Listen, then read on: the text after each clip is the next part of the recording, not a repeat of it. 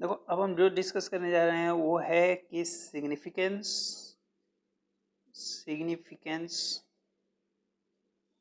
Of uncertainty principle. Uncertainty principle, ठीक है। Significance क्या है? तो इसका सबसे मेन जो सिग्निफिकेंस है उस पर हम डायरेक्ट फोकस करते हैं। तो इसका ये सिग्निफिकेंस है कि एन इलेक्ट्रॉन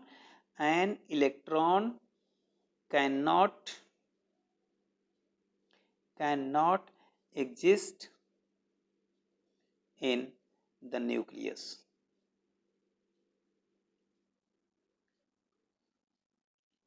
ठीक है, इलेक्ट्रॉन न्यूक्लियस के अंदर एग्जिस्ट नहीं करता है, ये बताता है कौन? Uncertainty principle. और ये कैसे बता सकता है भाई? ये एक बात आती है। चलो हम कुछ समय के लिए मान लेते हैं कि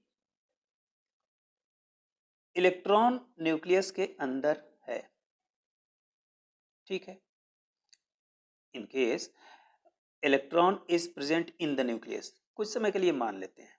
ठीक है, तो तब जो अनसर्टेनिटी इन इट्स वेलोसिटी होगी, मीन्स डेल्टा वी जो होगा, लाइट की स्पीड से कम होना चाहिए।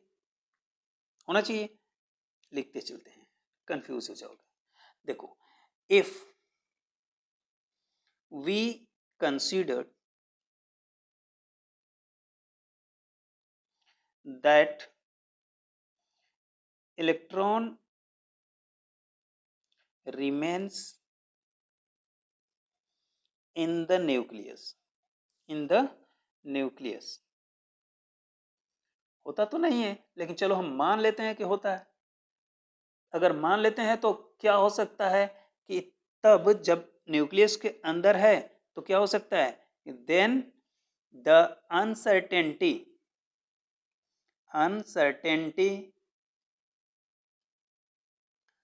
in its velocity must be less than the speed of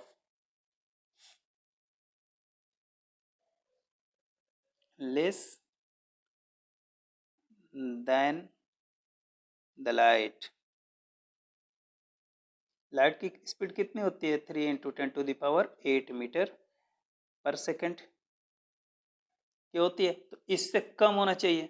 चलो कैलकुलेट करते हैं। अब देखो, delta X multiplied by delta P is equal to क्या होता है? H upon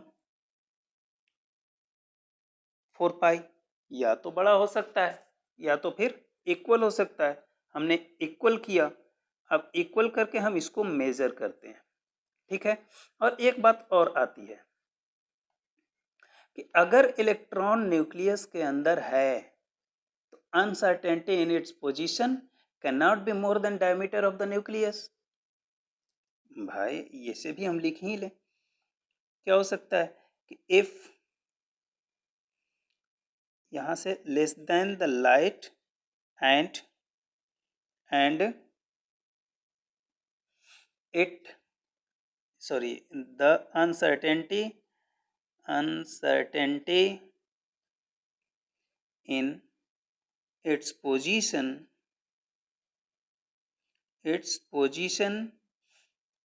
cannot more than the diameter of the nucleus।